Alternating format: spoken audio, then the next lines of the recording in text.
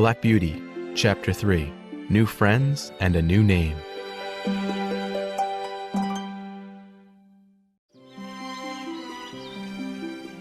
One morning after breakfast, a young man came into the stable with Farmer Gray. "Here he is," my master said, stopping in front of my stall. The stranger peered in at me. "What a handsome horse! I'm not surprised the squire chose him." "Yes, I'm sure he'll enjoy this horse," Farmer Gray said. "I will certainly miss him when he goes." The farmer led me out and gave me a pat. I didn't understand what was going on or why his eyes looked sad, but I put my nose into his hand to try to make him feel better. "Goodbye, boy," my master said. "Be a good horse and always do your best." Then he handed my lead rope to the other man. The stranger and I walked out through the farm gates. My mother and some of the other horses neighed to me from the pasture. Soon we turned in through another gate, and I saw a fine estate. This was my new home, Birtwick Park. The man leading me was James, the head groom. He put me into a large, airy stall and gave me a handful of grain.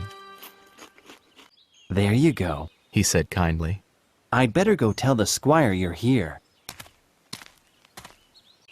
There were 4 stalls in this part of the stable, and mine was the largest. In a smaller stall stood a fat gray pony.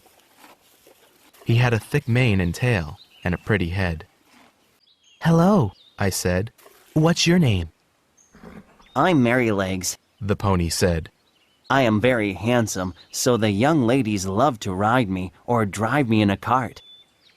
Are you going to live next door to me now?" "I think so," I answered.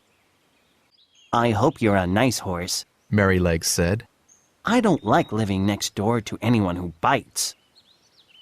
He looked over at the stall on his other side. A chestnut mare with a long, graceful neck stood there. "So you're the one who took my stall. She snapped. How dare you put a lady out of her home?" "Excuse me, but I did no such thing," I said politely. "The man who brought me here put me in the stall. I truly had no choice in the matter." "Don't worry about her." Merrylegs said quietly as the mare turned away. "Ginger knows it's her own fault she was moved out of that stall. She has a bad habit of biting, and the young ladies were becoming afraid to visit me." "They won't have to worry about me," I said. "The only things I bite are grass, hay, and grain. Why does Ginger bite?" "She says no one was ever nice to her before." Merrylegs said. "John and James hope she'll be better tempered now that she's here." The next day, John Manley led me out of my stall. John was the head coachman. James and the other stable hands worked for him. John had kind eyes and a calm manner. He groomed me from head to hoof, making my dark coat gleam. He was almost finished when the squire arrived. "Hello, John," the squire said. "I wanted to try out my new horse this morning, but I'm too busy. Would you ride him for me and let me know how he goes?" "Of course, sir," John said. He brought out a saddle along with a bridle. When he set the saddle on my back, it pinched my shoulders. Luckily, John immediately saw that it didn't fit. He took it away and brought out a different one.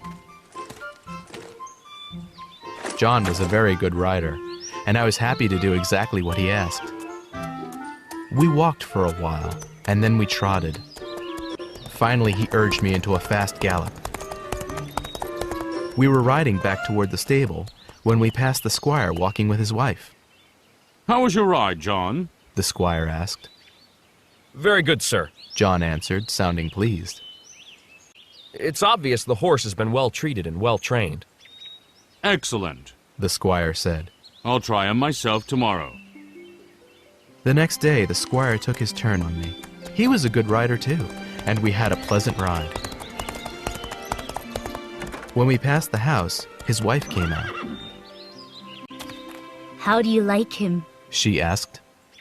I've never ridden a finer horse. The squire replied. Now all this fellow needs is a name. Should we call him Blackbird like your uncle's old horse? His wife asked. The squire shook his head. He is handsomer than Blackbird ever was. He really is a beauty. His wife agreed. We could call him Black Beauty. Black Beauty. The squire said thoughtfully. I like it. And so I had a new home and a new name.